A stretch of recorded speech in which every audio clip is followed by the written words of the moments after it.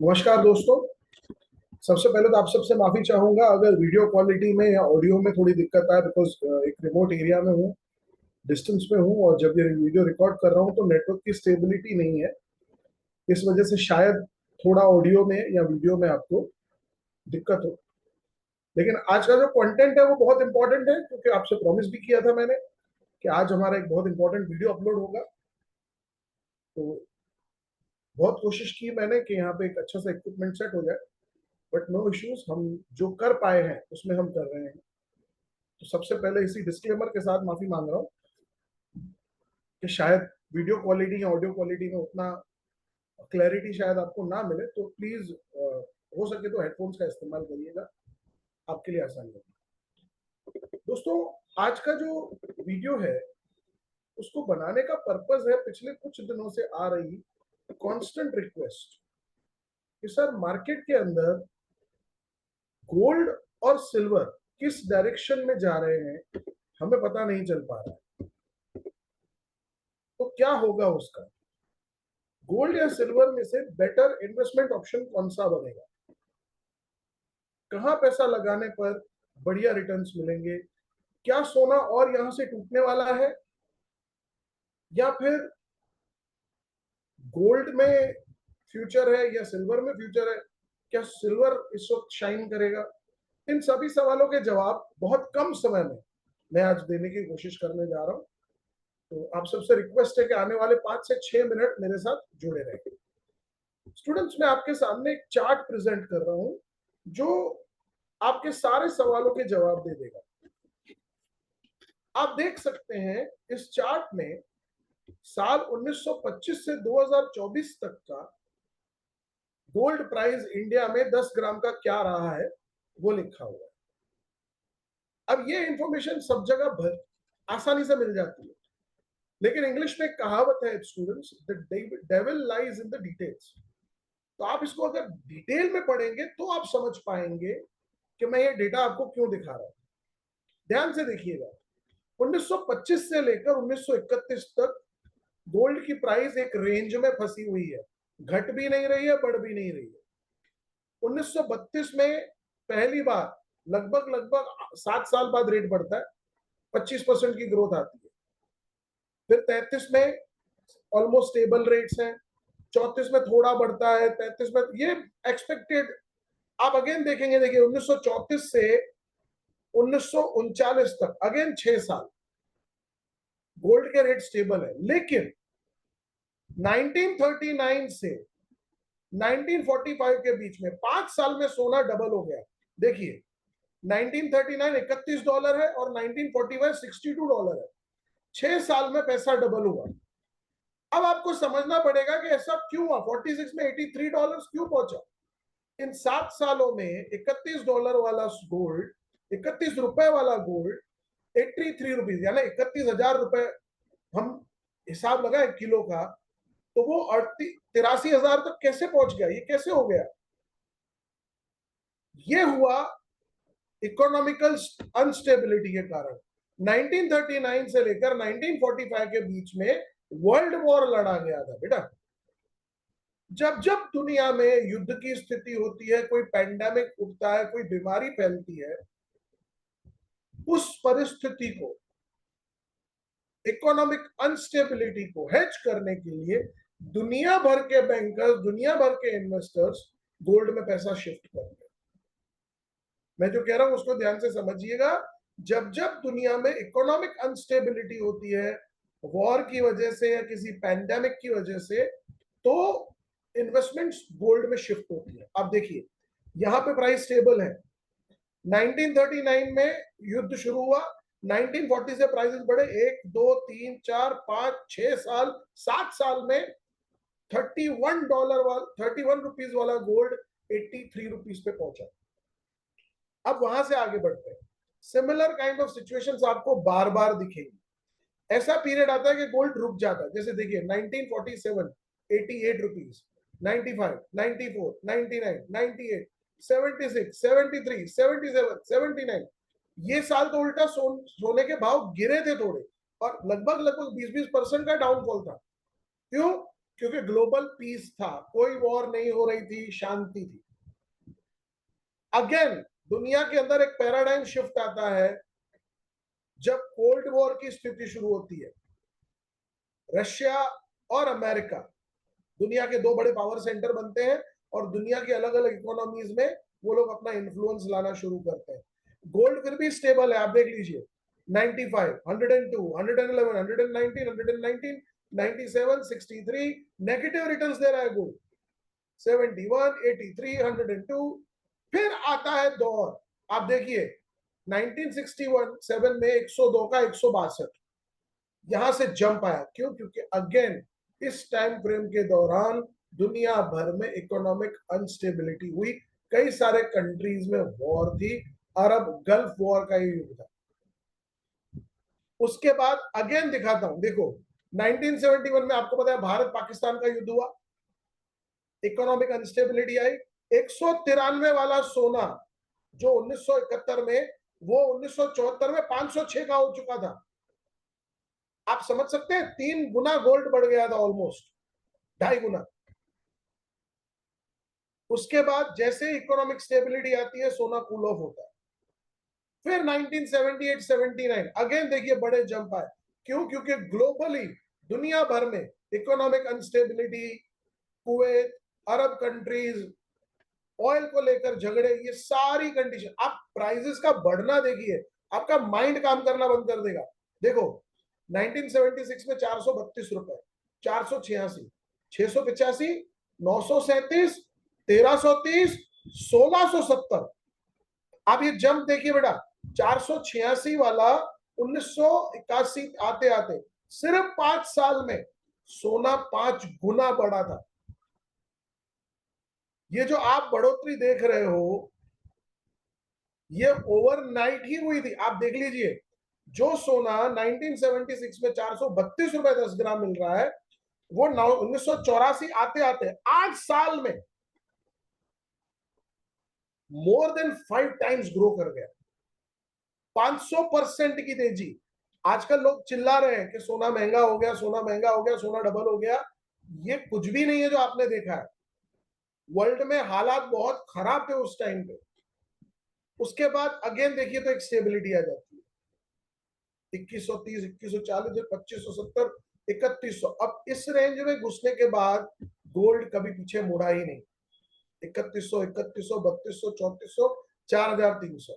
ये भारत के economic instability वाला युग था बेटा। इंडिया में इकोनॉमिकल रिफॉर्म्स आए थे बहुत, कई सारे देश, रशिया का विघटन भी, रशिया टुकड़ों टुकड़ों में बटा था इसी समय के दौरान। तो जब भी दुनिया में फाइनेंशियल टर्मोइल होगा सोना चमकेगा। अब उसके बाद इकोनॉमिक स्टेबिलिटी आ गई, तो देख लीजिए 1992 में सोने का भाव है 4300 रुपए, वो भाव 2001 तक बढ़ा ही नहीं, उसी रेंज में फंसा रह गया। आप देख लीजिए 4300 से 4300, लगभग लगभग 10 साल तक सोना एक जगह रुका रहा, क्योंकि ग्लोबल पीस था, कोई ज्यादा युद्ध नहीं हो रहे थे। फिर धीरे धीरे सोने के भाव फिर से, क्योंकि इतने लंबे समय तक अंडर परफॉर्मेंस था, तो अब वो कैचअप करता है, बढ़ता है, बढ़ता है, बढ़ता है। और अचानक से आ जाते हैं लीमन ब्रदर क्राइसिस 2008 में, सोना फिर रफ्तार पकड़ता है। आप देख लीजिए 2008 में 12,500 रुपए वाला सोना, अमेरिका के इतिहास की सबसे बड़ी मंदी पड़ी थी, लीमन ब्रदर क्राइसिस। वहां से आने वाले 4 साल में 2012 आते आते 31,000, अगेन 2.5 टाइम्स की तेजी है। 12,500 वाला सोना 31,000 आ गया। फिर दुनिया में इकोनॉमिक स्टेबिलिटी, सोना रुक गया। देखो 13, 14, 15, 16, 17, 18, 6 साल तक, 7 साल तक सोने में कोई चेंजेस नहीं हुए। फिर सोना थोड़ा बढ़ा। अगेन अब मुझे आपको बताने की जरूरत नहीं है, साल 2020 में ग्लोबल पैंडेमिक कोरोना आया। 2021 में हम कोरोना से ही लड़ रहे थे। 2022 में रशिया यूक्रेन का युद्ध शुरू हुआ, जो अभी तक खत्म नहीं हुआ। 2023, 2024 और अब चल रहा है 2025, जब सोने का भाव 1 लाख टच करके कूल ऑफ हुआ है। अब हमें यहां से समझना क्या है और हमको सीखने को क्या मिल रहा है? स्टूडेंट्स, अगर आप पिछले 5-6 साल का ट्रेंड देखें तो सोने में भयंकर तेजी हुई है। 35,000 वाला सोना आज 1 लाख, मतलब 3 टाइम्स की ग्रोथ दिखा चुका है सिर्फ पिछले 8 सालों, 2018 से 2025 के बीच। लेकिन अब जो सिचुएशन डेवलप हो रही है, दुनिया भर में कोशिशें हो रही है कि रशिया यूक्रेन का युद्ध रोका जाए, खत्म हो ये। भारत पाकिस्तान के बीच में भी युद्ध को होने नहीं दिया गया। कंडीशन जैसे खराब होती हुई दिखी, ग्लोबल पावर्स ने इंटरवीन किया, पाकिस्तान को कहा कि भाई आप सीज फायर करवाओ, युद्ध रुका, भारत ने सीज फायर की रिक्वेस्ट मान ली। तो अब आने वाले दिनों में सोने का प्रोस्पेक्ट क्या है? दो परिस्थितियां बनती हैं यहां से स्टूडेंट्स, यहां से दो परिस्थितियां बनती। पहली परिस्थिति यह बनती है कि गोल्ड के प्राइसेस आने वाले लंबे समय तक, मतलब 5-6 सालों तक इसी रेंज में फंस के रह जाएंगे। The range of 85,000 to 1 lakh, इस रेंज में न बढ़ेंगी ना घटेंगी, यहीं पर रुकी रहेंगी। पहली परिस्थिति। जो लोग भी आपसे कह रहे हैं कि सोना 50,000 का हो जाएगा, 60,000 का हो जाएगा, वो झूठ बोल रहे हैं, वो नहीं होने वाला, कोरी गब्बाजी है वो। सोना 50,000 का अब वापस कभी नहीं होगा। आपको एक एग्जांपल देता हूं, इंडिया में कितना भी शुगर का ओवर प्रोडक्शन हो, शुगर 10 रुपए किलो मिलेगी क्या आपको?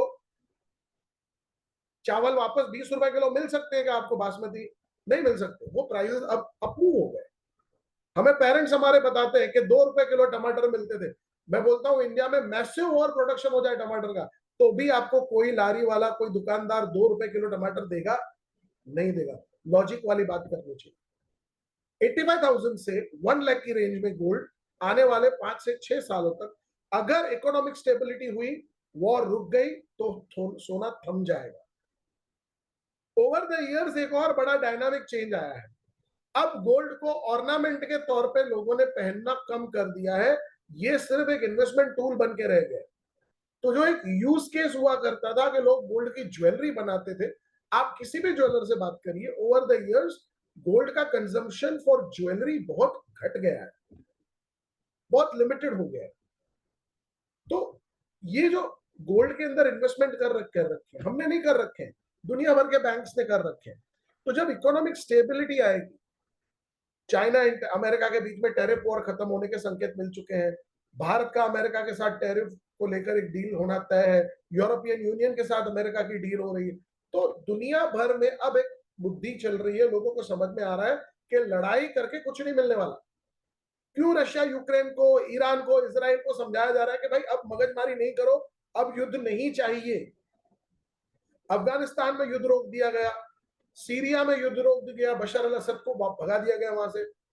दुनिया भर में युद्ध को रोका जा रहा है, Sudan, north Sudan, south Sudan का बंटवारा करवा दिया गया। दुनिया भर के कंट्रीज में युद्ध को रोका जा रहा है। पर्पस यही है कि इकोनॉमिक स्टेबिलिटी चाहिए, नहीं तो दुनिया खत्म हो जाएगी, दुनिया भर में रिसेशन का खतरा आ जाएगा।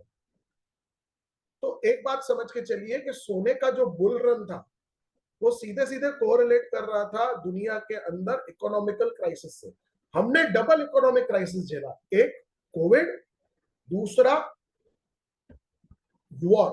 तो अगर अब ये दोनों जा चुके, Covid is a history, war अगर दुनिया में खत्म होने लगे तो सोना करेक्ट होगा, लेकिन उतना नहीं होगा जितना आपको बताया जा रहा है कि सोने का भाव 50-60 हजार तक आ जाएगा। नहीं, सोने में अब टाइम वाइज करेक्शन आएगा, वो 80,000 से 85,000 से मोटा माटी 1 लाख की रेंज में लंबे समय तक फंसने वाला है। अब दूसरा क्वेश्चन आता है कि सोने में इन्वेस्ट करना चाहिए या सिल्वर में इन्वेस्ट करना चाहिए, गोल्ड या सिल्वर? तो स्टूडेंट्स, मेरा इसमें ओपिनियन ये है कि गोल्ड का यूज केस है इकोनॉमिक अनस्टेबिलिटी को हैंडल करने के लिए, लेकिन सिल्वर इससे बिल्कुल अलग है। सिल्वर में इन्वेस्टमेंट प्रेशियस मेटल के साथ साथ इंडस्ट्रियल मेटल के तौर पे भी होता है। सोना किसी जगह इंडस्ट्रियल मेटल के तौर पे यूज नहीं होता सिवाय स्पेस के, लेकिन गोल्ड, सॉरी सिल्वर, सिल्वर का इस्तेमाल ऑलमोस्ट कई सारी इंडस्ट्रीज में, इलेक्ट्रॉनिक्स में, टेलीकम्युनिकेशंस में, मोबाइल फोन्स में, अलग अलग केसेस में यूज होता है। जो चीज दिखाता है, जो चीज सोने के खिलाफ जाएगी, वही चीज सिल्वर के फेवर में जाएगी।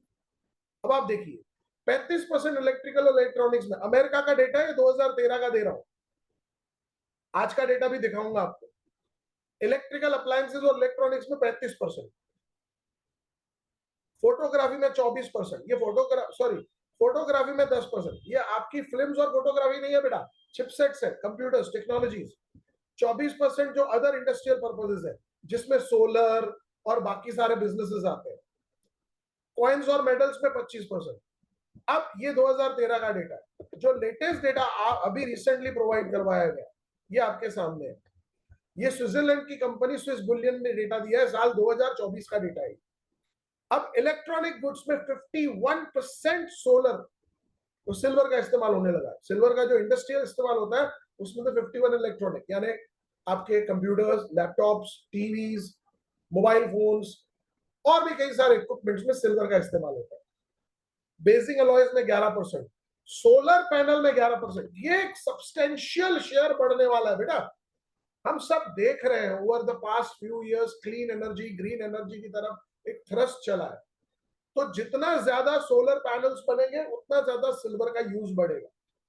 वुड प्रिजर्वेटिव्स, क्रिस्टलाइट्स में, वाटर प्यूरिफिकेशन सिस्टम्स में, और बाकी अब 4% अदर्स में बचा है सिल्वर का।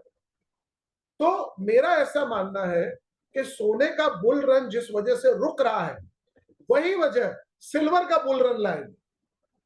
तो मेरा ऐसा मानना है कि आने वाले 5 सालों में सिल्वर यहां से डबल हो सकता है। मैं जो कह रहा हूं वो अतिशयोक्ति नहीं है बेटा। मैं जो कह रहा हूं उसको ध्यान से समझिए। मैं कोई भी बिना सोचे समझे, बिना सिर पैर का एनालिसिस नहीं शेयर करता हूं आपसे। मैं जो कह रहा हूं उसको समझिए मेरे फिर दोस्तों। सिल्वर, अगर इंडस्ट्रियल बूम आई, इकोनॉमी बैक टू नॉर्मल हो गई, दुनिया भर में प्रोडक्शंस और कामकाज नॉर्मल होना शुरू हुआ, बिजनेस एज यूजुअल हुआ, तो एक तरफ गोल्ड के प्राइसेस ठहर जाएंगे, सिल्वर का प्राइस यहां से बहुत तेजी से बढ़ सकता है। आने वाले 3 से 5 सालों में मैं सिल्वर को कम से कम 70% की तेजी करते हुए देखता हूं।